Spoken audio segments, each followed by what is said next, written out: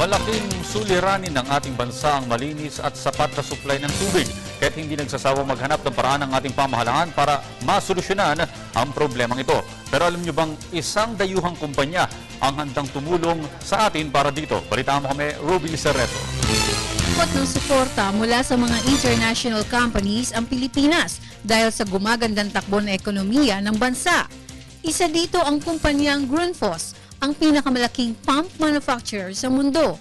Mula sa bansang Denmark, nakarating sa Pilipinas ang mga pasilidad ng Grundfos para maitaguyod nito ang pagbigay ng maayos at malinis na tubig gamit ang pinakabago nilang teknolohiya. For our company, but also hopefully in this way we can serve your country with good products. Bukod sa ibabahaging teknolohiya ng Grundfos, magsisilbi ring training center ang kanilang pasilidad para sa mga taong hahawak at mangangasiwa ng kanilang mga kagamitan.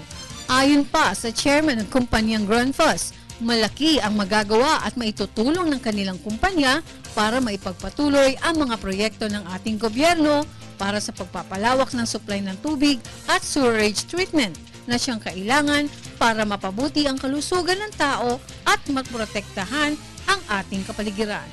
Nakahanda ring solusyonan ng Grundfos ang problema ng pagbaha dito sa Metro Manila.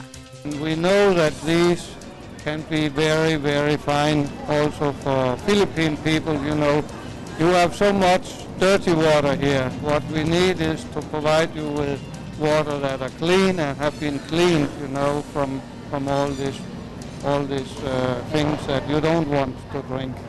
So I think we can do a great job for Philippines here from our company. Para sa Telebisyon ng Bayan,